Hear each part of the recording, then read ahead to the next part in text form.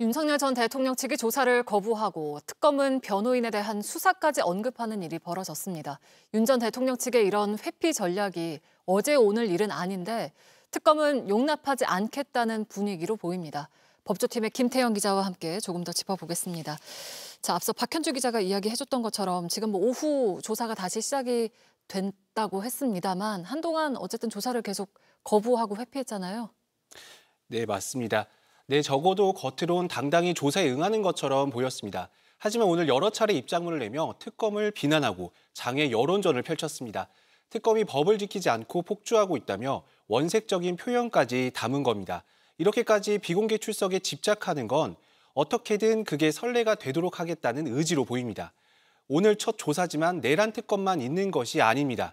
최상병 특검도 반드시 윤 전 대통령을 부를 겁니다. 또 김건희 여사도 3대 특검 모두에서 부를 가능성이 큰데 자신이 공개로 출석하면 김 여사도 공개 출석이 불가피하다고 판단한 것 같습니다. 네, 그러니까 경찰이 윤 전 대통령을 대면 조사한 거를 문제 삼았죠? 네, 맞습니다. 윤 전 대통령 측은 오전에 조사관으로 경찰인 박창환 총경이 들어온 것에 대해 대단히 반발했습니다. 윤 전 대통령 측은 특검 사무실에서 경찰이 수사를 주도한 것이 민망함도 없는 것인지 경악스러울 뿐이라고 했습니다. 조사는 검사가 하라며 특검이 준비가 안 됐다고도 했습니다. 앞선 리포트에서 보신 것처럼 단순히 조사 대상이 불법 체포에 가담했다는 법적 시비를 거는 것을 넘어서 경찰 자체를 폄하하는 듯한 입장을 낸 겁니다.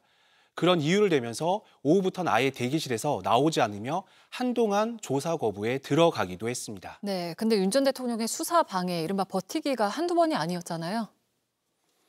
네, 윤 전 대통령은 계엄 선포 이후 지금까지 수사기관의 소환 요구와 영장 집행에 반발한 것만 10여 차례에 달합니다.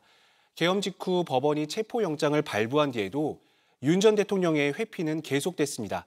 주장하는 공수처의 1차 체포 시도 날에도 경호처는 위법하게 발부된 영장이라며 수사관들을 막아섰습니다.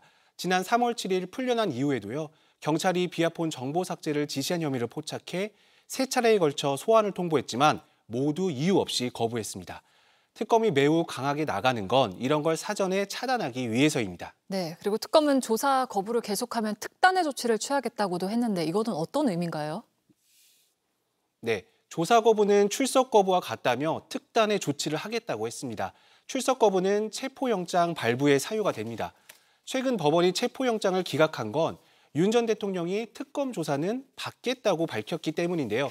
그런데 윤 전 대통령이 조사를 거부하면 법원의 이런 기각 사유가 사라지게 된다고 특검은 판단하고 있습니다. 또 허위 사실을 동원해 조사를 거부하며 지속적으로 장애 홍보전을 펴는 변호인들의 이러한 행위를 수사 방해로 규정하고 수사를 의뢰하는 것 역시 윤 전 대통령 측을 압박하기 위한 방법으로 풀이됩니다. 네, 잘 들었습니다. 법조팀의 김태영 기자와 함께했습니다.